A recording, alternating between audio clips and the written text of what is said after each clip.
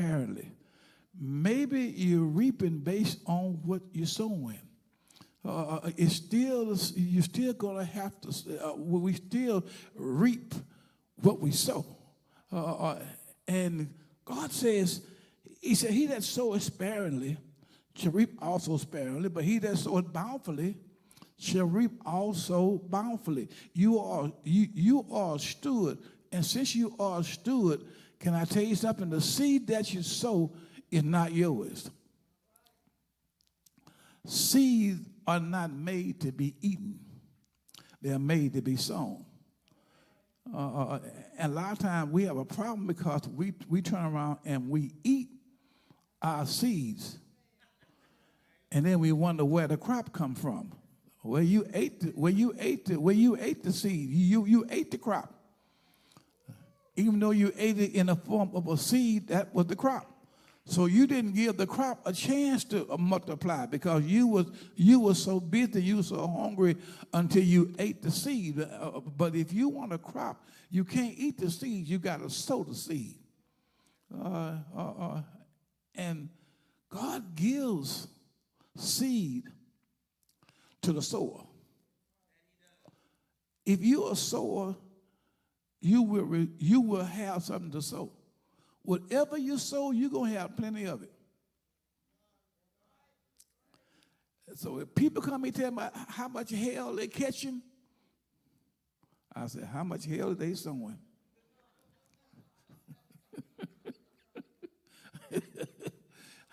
How much is they?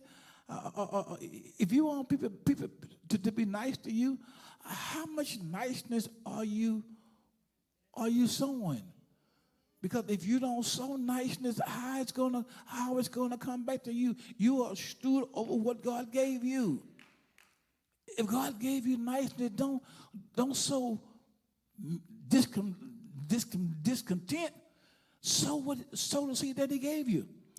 And He says, every man according as he has purpose in his heart, so let him give.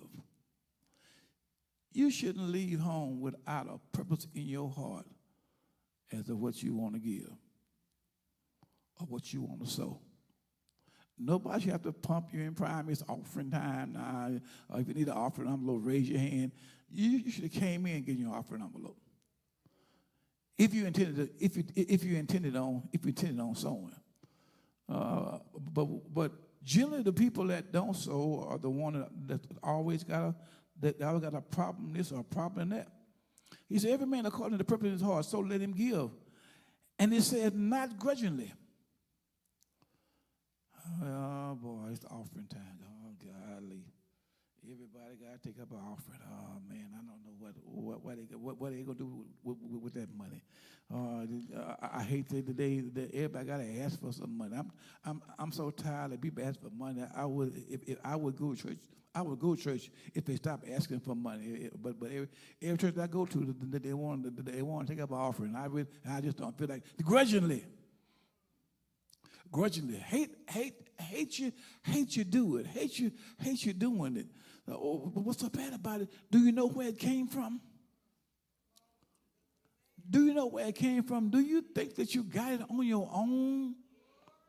Do you think that you're that bad that you can get it on your own? No, baby, it comes from God. God gives it to you. If it wasn't for Him, you wouldn't have a quarter. But God makes a way when there seems like there is no way. He said, grudgingly, nor of a necessity. Well, if you need it, I give it. I really don't want to, but if I really have to, the wrong kind of heart. Because the word says, for God loveth a cheerful giver.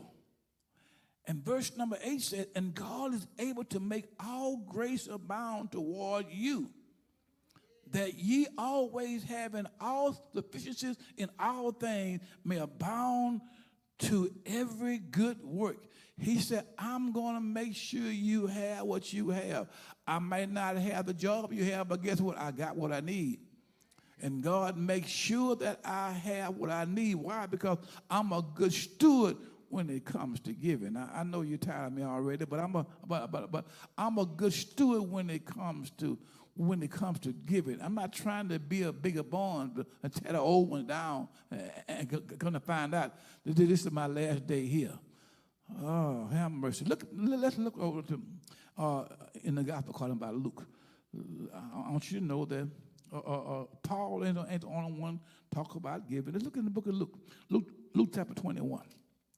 Luke chapter 21. Let's look at Luke chapter 21 right quickly. While you're here, this is Bible study. We don't mind going to our Bible. So you won't have no problem. Somebody's going to teach next week. You won't have no problem hearing them. You'll be glad I'm gone. Luke chapter 21. Luke chapter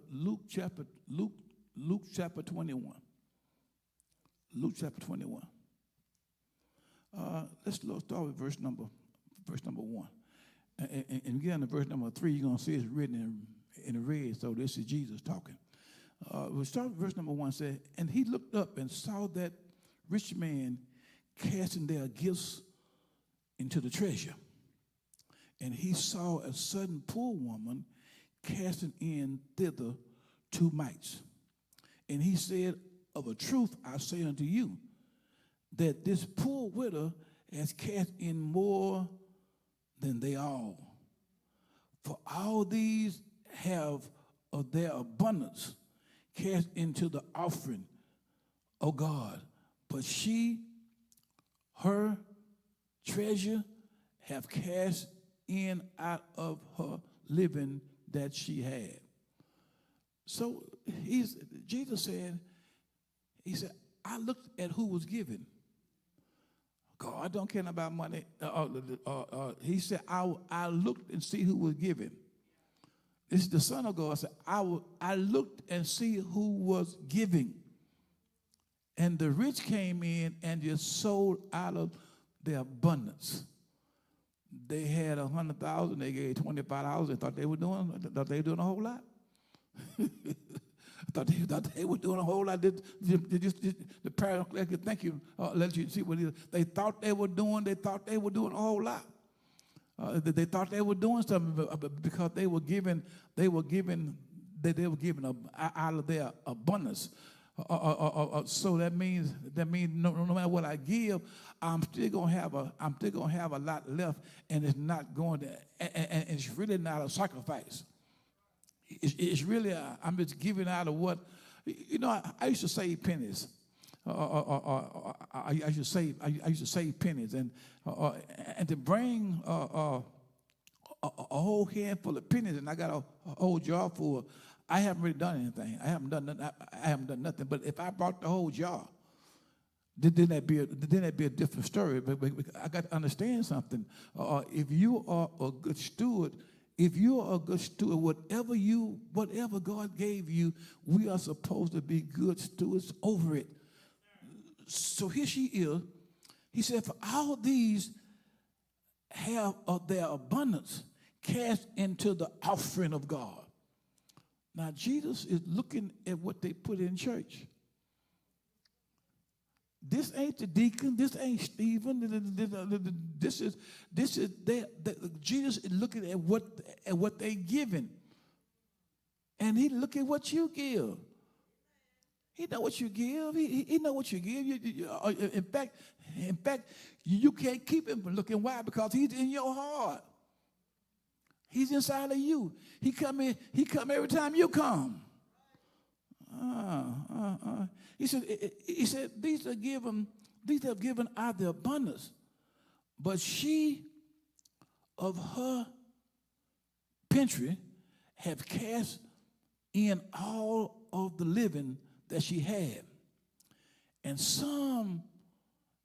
as some spake of the temple, now it was adorned with godly stones and gifts, he said, as for these things which ye behold in the days will come, in which there shall be not one stone left on another, but they shall be torn down.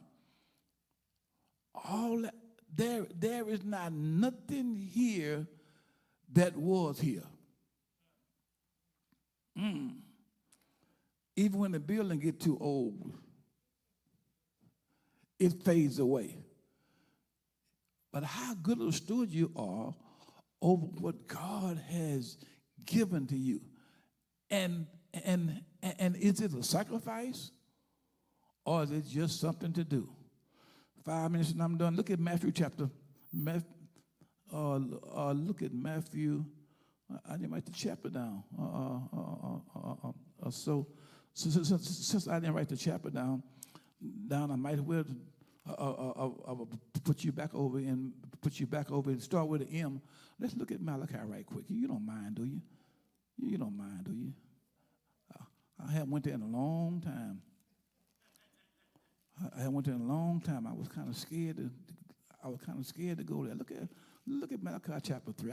I just want to read it because some things are good. They're just good reading. They're good reading. Zechariah, Malachi. Look at that. Look at Malachi 3. Malachi 3:10. Let's look at it. Let's look and see what it says.